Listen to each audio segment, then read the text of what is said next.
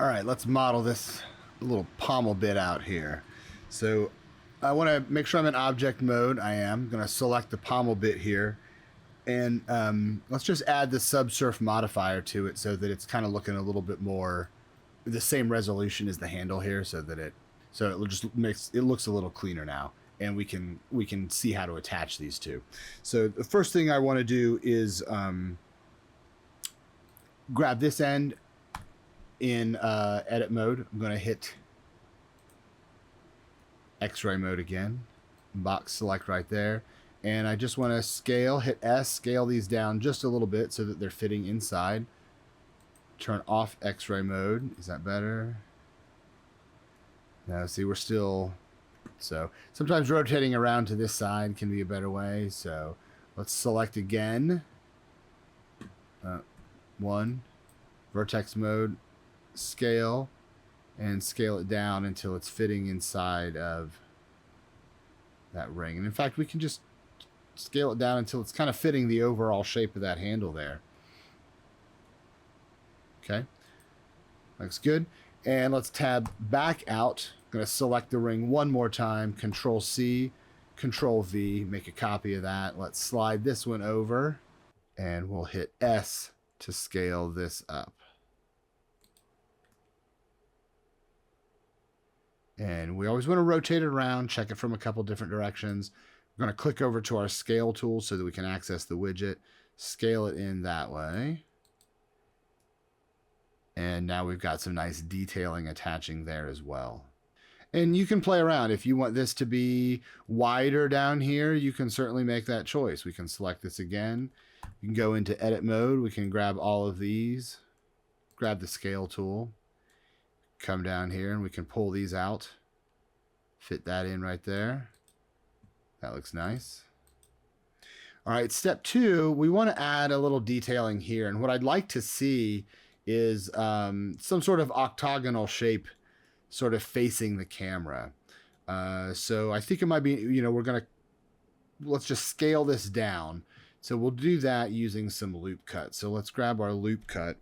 We need to tab out into object mode, select this chunk, tab back into edit mode, loop cut right there.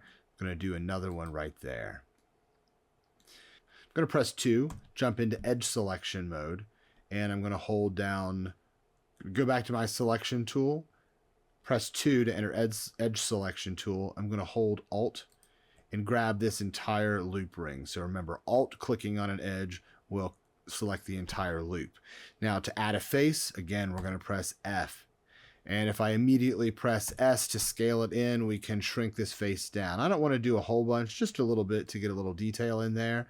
And if I rotate around this way, that face is still selected. I can grab my move tool and I can just pull it down a little bit so that it just kind of follows the line of that. Now, step 3, I can add a little detail here. I'm going to grab the inset tool and I'm just going to inset this just a bit. And if I then grab my extrude tool, I can push this down inside and add a bit of detailing. Now, the way the subsurf modifier works is the more resolution you have, the more your shape is going to hold.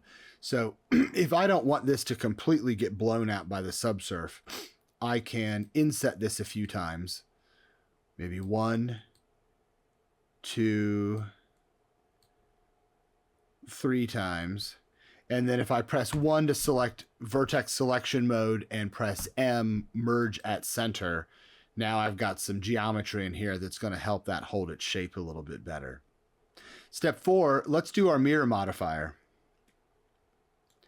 So I'm going to press 3 to enter face selection mode. And I'm going to grab X-ray mode so I can select through objects. And I'm going to grab right here. I'm going to select that entire bottom section. Right click, delete faces. Now going back to my selection tool, I'm going to tab into object mode. And I will add the mirror modifier. Now, it is reflecting on the wrong axis. We don't want it to reflect on the x-axis. We actually want it reflecting on the y-axis. So you need to chunk it that way.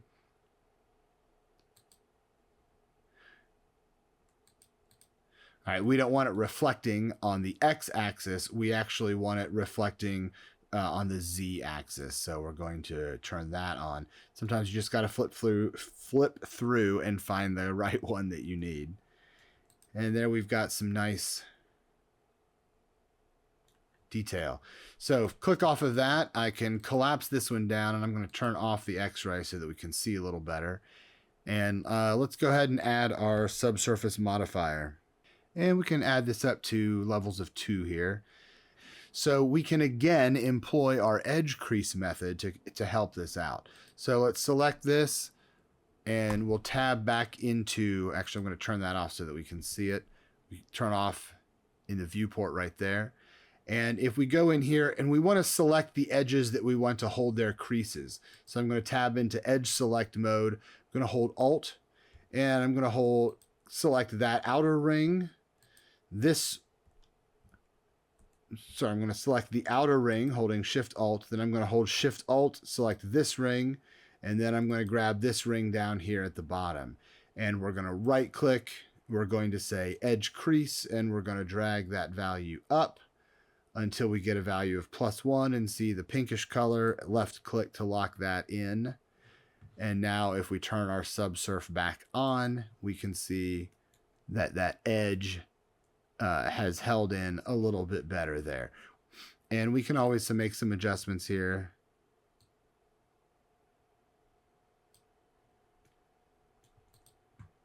And I can move this over just a bit. Okay. There we go. And that's how you take those primitive shapes and model them into exactly what you want. All right, give your file a save, and I'll see you in the next video.